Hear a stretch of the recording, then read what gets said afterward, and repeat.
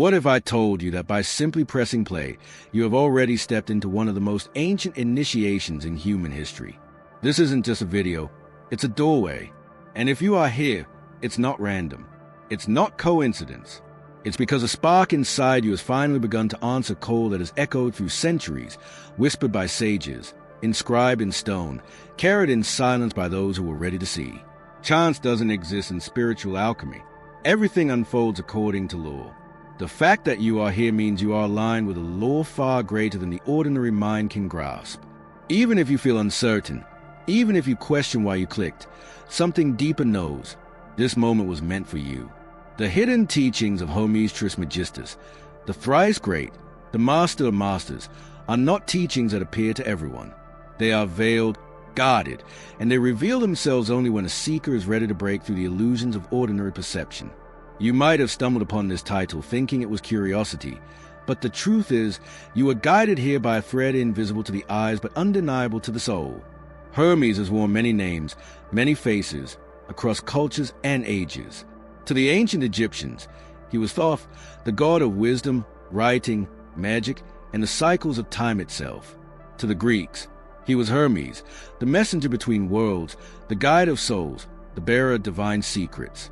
Over the centuries, these archetypes merged into a figure so powerful, so transcendent, that initiates referred to him as Hermes Trismegistus, the Thrice Great, the master who had unlocked the mysteries of all planes of existence, the physical, the mental, and the spiritual.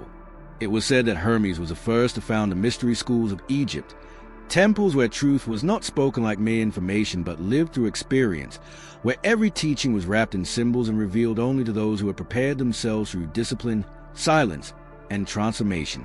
This is why the word hermetic still means sealed, hidden, inaccessible to the superficial gaze. For knowledge so sacred could not be given to anyone who asked. It had to be earned, proven by readiness. Among the fragments of his wisdom that survived wars, fires, and the sands of time, one current flows through all of them, the law of mind. All is mind. The universe itself is a thought in motion. Everything you see, everything you experience, every relationship, every struggle, every joy, all of it is woven out of consciousness. Not the limited consciousness of the human ego, but the infinite consciousness of the all. Pause for a moment and let that sink in. You are not just a person walking through a physical universe. You are within the mind of God, a living thought inside a consciousness so vast, so luminous, that every galaxy, every cycle of nature, every whisper of emotion is its vibration. Imagine the most powerful dreamer you can conceive. Now imagine that dreamer dreaming entire realities into existence. That is the essence of Hermes' teaching, that the universe itself is mind. This is not metaphor. For the initiates, it was literal truth. And if you are listening right now, it is because your soul is ready to hear it. But why was this truth hidden? Why did it remain the guarded treasure of initiates, passed down secretly through centuries? The answer is simple, because knowledge without readiness becomes a weapon. The law of mind is not a casual idea. It is a foundation of creation itself. If someone grasps even a fragment of this truth but lacks the maturity to use it wisely, they may destroy themselves or others. That is why Hermes and the initiates kept these teachings sealed, until a seeker proved they were ready by walking the path of inner transformation. So what does this mean for you? If you are hearing these words, it means you have already stepped beyond the surface. It means you are being invited to stop living as if reality is happening to you and begin to realize that reality is happening through you. Your thoughts, your emotions, your inner patterns are not just passive experiences. They are the brushstrokes painting the canvas of your life. Think of your life as a reflection in a mirror. The mirror doesn't create the image. It only reflects what is placed before it. In the same way, the universe reflects the vibrations of your inner mind. When you live in fear, the world around you echoes fear. When you vibrate with love, the world arranges itself to mirror that frequency. Hermes taught that to master the law of mind is to become a conscious creator, not a victim of circumstance. But here's the hidden challenge. Most people never realize this because they are caught in unconscious patterns. They believe they are at the mercy of random chance, of luck, of fate.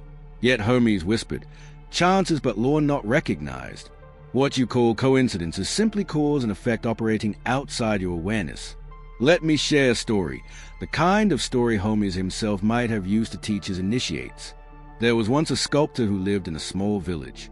Every day he worked with marble, chiseling patiently, though his life seemed uneventful. One day, he was asked why he never complained, even though his work was long and hard. The sculptor smiled and said, "Every strike of my chisel may look small, but each one is shaping the form hidden inside the stone. I don't see a block of marble. I see the statue waiting to emerge." In the same way, your thoughts, emotions, and intentions are chisels shaping the marble of your reality. Every belief, every word, every vibration is striking the stone. Some people complain that nothing changes, not realizing that they are chiseling unconsciously, shaping chaos instead of form. The law of mind is a sculptor's truth. You hold the tools of creation, whether you use them or not. Modern science is only now beginning to catch up to what Hermes revealed thousands of years ago. Quantum physics shows us that the observer changes the behavior of particles. Consciousness does not sit outside the universe. It is entangled with the fabric of matter itself. The ancients already knew this. That's why Hermes taught, as above, so below, as within, so without. The outer world is nothing more than the reflection of the inner one. But knowing this is only the first step. The real initiation is applying it. And here lies the secret only the initiates knew. It is not enough to think casually. Random thoughts will not reshape reality. The law of mind responds to focus, aligned, intentional vibration. That is why meditation, ritual, symbols, and silence were sacred practices. They were not superstition. They were technologies of the mind, methods for aligning the inner vibration with the universal law. Hermes understood polarity, that every vibration is degrees, from fear to courage, from despair to hope, from hatred to love. The initiate learns not to deny the lower states, but to transmute them into higher ones. Just as an alchemist turns lead into gold, the spiritual alchemist raises a vibration of the mind, shifting from one pole to another. And you are capable of this. Right now, imagine taking the fear that lingers in your chest and raising it, degree by degree, into clarity, then into courage, and finally into love. This is the work of the law of mind. You don't need to erase your emotions. You need to transmute them. Every shadow contains a seed of light. Every fear can become fuel for awakening. This is why Hermes was called Thrice Great. He mastered the laws on 3 levels: physical, mental, and spiritual. He understood that matter is simply slowed vibration, mind is flowing vibration, and spirit is transcendent vibration. To master all 3 planes is to unlock the hidden architecture of the universe itself. So let me ask you, what is the vibration you are carrying today? What thoughts dominate your inner world? Because those very frequencies are shaping the events, relationships, and opportunities around you. And if you don't like the reflection, Hermes' law is clear. Change the source. Change the mind. At this point, some of you may feel resistance rising. That's natural. The ego fears this truth because it dismantles the illusion of victimhood. It strips away excuses. If all is mind, then no one else can be blamed for your reality. Not fate, not luck, not even other people. That's uncomfortable, but it is also the most empowering truth you can ever embrace. For if you are the cause, you can also be the creator. This is where Hermes whispers across the centuries. You are more powerful than you've ever been told. You are not a bystander in creation. You are an initiate in the art of reality itself. The fact that you are here, listening, means you are being invited to remember what your soul has always known, that you are mind, you are vibration, you are consciousness dreaming itself awake. And this is only the beginning. For once you begin to see the universe as mind, a new question arises. How do you live this truth? How do you take this hidden teaching of Hermes and weave it into your daily life until your reality itself bends to it? That is a path of the initiate, and that is what we will explore as we continue deeper into the mysteries of the law of mind. And now that you've begun to glimpse the truth behind Hermes' first great law, we must go deeper. Because understanding that all is mind is not the end, it is the first step of initiation. To truly live this law, you must begin to see its reflection in every part of your life, in every challenge, in every relationship, in every desire that stays within you. The ancient initiates were taught not with lectures but with mirrors. They were shown that the outer world is nothing more than an echo of the inner state. If a seeker entered the temple with confusion in their heart, they would find confusion reflected in the trials placed before them. If they carried harmony within, the path seemed to open effortlessly. This was no accident. It was a living demonstration of Hermes' teaching. As within, so without. Think of your own life for a moment.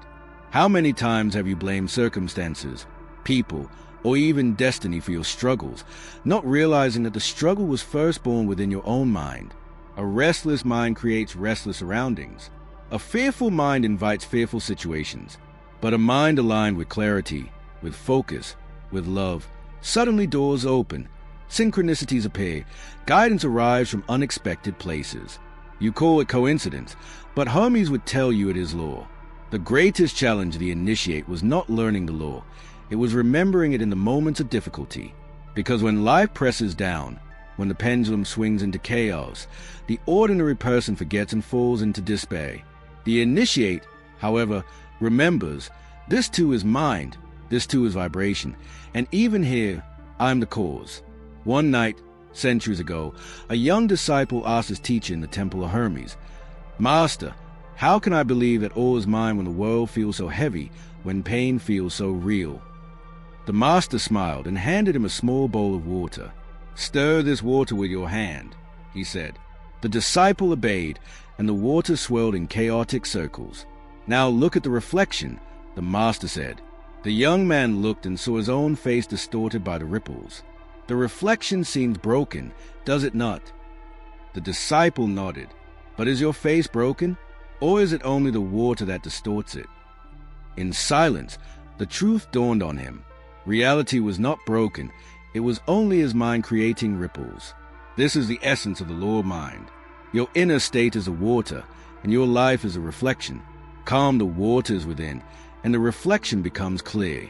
Agitate them, and the world appears broken. This is why meditation, silence, and stillness was sacred in Hermetic practice, not as empty rituals, but as tools to calm the waters of the mind so the higher truth could shine through. You have this power as well. When you silence the noise of constant thought, you begin to feel the deeper vibration of the all moving through you. Hermes taught not only the principle of mentalism, but its companions, correspondence, vibration, polarity, rhythm, cause and effect, and gender. Yet all of them are rooted in the first, that everything is mind. For without mind, there is nothing to correspond, nothing to vibrate, no poles to transmute, no rhythms to dance with, no causes to set into motion, no principles to balance. And here's the secret. Once you begin to live the law of mind, the other laws begin to reveal themselves naturally. You cannot study one without touching the others. Take vibration. For example, Hermes said, "Nothing rests, everything moves, everything vibrates." This is the living pulse of mind. Your thoughts are not static, they are frequencies, sending ripples into the universe. If you live in resentment, that vibration calls to itself experiences of resentment. If you live in gratitude, the same law brings you reasons to be grateful. Like attracts like, because vibration seeks resonance. Now consider polarity. What we call opposites, love and hate, light and shadow, fear and courage, are not separate forces but degrees of the same essence. Hatred is misdirected love. Fear is love turned inward. Cold is simply less heat. The initiate learns not to fight one pole but to raise it to the other. To turn fear into courage, sadness into wisdom, limitation into opportunity. This is true mental alchemy, the hidden art of transformation. And what about rhythm? Look at your life and notice the cycles. No one remains at the peak forever, and no valley lasts without end. The pendulum swings, day into night, tides rising and falling, seasons shifting, emotions ebbing and flowing. The uninitiated fight these cycles, fearing the descent, clinging desperately to the ascent. But the initiate accepts rhythm, dancing with the pendulum, using the low tides for reflection and the high tides of manifestation. This is wisdom, not to resist life's movements but to align with them. Cause and effect, perhaps the most misunderstood law. The masses call it luck or misfortune, fate or coincidence. Hermes revealed it as simple law. Every action, every thought, every vibration plants a seed, and every seed bears fruit. Some sprout quickly, others take years, but none are lost. Your life right now is a harvest of seeds planted long ago, whether consciously or unconsciously. The initiate understands this and begins planting deliberately. You don't complain about the fruit, you change the seeds. And finally, gender, not man and woman, but the eternal balance of the masculine and feminine principles within all things. The active and the receptive, the impulse and the gestation, the will and the intuition. To create anything of power, these forces must work together. A dream without action fades away. Action without vision burns out. But when vision and action unite, when intuition guides will, creation becomes inevitable. All of these laws are facets of the same truth. The law of mind is the source. And once you begin to live it, you stop being a pawn of circumstance and become a conscious co-creator of reality. But let me speak to you directly, because this teaching is not just philosophy, it is alive. It is speaking to you now. Look at your own life. Where have you been blaming the outer world for inner patterns? Where have you been waiting for life to change instead of changing your mind first? Hermes' hidden teaching is not that you are powerless, but that you are far more powerful than you've dared to believe. Imagine waking tomorrow and realizing every thought is a seed, every emotion a vibration, every choice a cause rippling into your future. Would you think differently? Would you speak differently? Would you choose differently? The answer must be yes, because once you know, you cannot unknow. This is the burden and the blessing of initiation. Knowledge brings responsibility. And here is the deepest secret. You are already shaping your reality, whether consciously or not. The question is not if you are using the law of mind. The question is whether you are using it wisely. The uninitiated dream unconsciously and call it fate. The initiated dream consciously and call it creation. This is why Hermes insisted on preparation. Not everyone is ready to wield such knowledge. Many desire power without wisdom, control without compassion, manifestation without transformation. But the true initiate knows that the mind must first be purified, the heart balanced, the will aligned with a higher law. Only then does the law of mind unfold as blessing rather than burden. Consider the spiral of the soul, as Plato described it. Life is not a straight line but a spiral ascent. You revisit the same challenges, the same lessons, but each time from a higher perspective. What once broke you becomes light work. What once terrified you becomes an opportunity. This is the proof of your evolution. And the law of mind is a spiral itself, carrying you upward as you shift vibration after vibration. So where does this leave you? Right here, right now. It leaves you standing at the threshold of initiation. You are not here by chance. You are not hearing these words by accident. You are part of the lineage that stretches back to Hermes, to Thoth, to the ancient temples where seekers gathered in silence to remember who they truly were. You are being asked to step into that lineage, to claim your role as a conscious creator, as an initiate of the law of mind. And what does that look like in practice? It means beginning each day with awareness of your inner state. It means observing your thoughts like a sculptor observing the marble, choosing which strokes to make and which to leave behind. It means transmuting your fear into courage, your doubt into faith, your confusion into clarity. It means treating every challenge not as punishment but as reflection, every setback not as failure but as rhythm. And here is the deepest secret. You are already shaping your reality, whether consciously or not. The question is not if you are using the law of mind. The question is whether you are using it wisely. The uninitiated dream unconsciously and call it fate. The initiated dream consciously and call it creation. This is why Hermes insisted on preparation. Not everyone is ready to wield such knowledge. Many desire power without wisdom, control without compassion, manifestation without transformation. But the true initiate knows that the mind must first be purified, the heart balanced, the will aligned with a higher law. Only then does the law of mind unfold as blessing rather than burden. Consider the spiral of the soul, as Plato described it. Life is not a straight line but a spiral ascent. You revisit the same challenges, the same lessons, but each time from a higher perspective. What once broke you becomes light work. What once terrified you becomes an opportunity. This is the proof of your evolution. And the law of mind is a spiral itself, carrying you upward as you shift vibration after vibration. So where does this leave you? Right here, right now. It leaves you standing at the threshold of initiation. You are not here by chance. You are not hearing these words by accident. You are part of the lineage that stretches back to Hermes, to Thoth, to the ancient temples where seekers gathered in silence to remember who they truly were. You are being asked to step into that lineage, to claim your role as a conscious creator, as an initiator of the law of mind. And what does that look like in practice?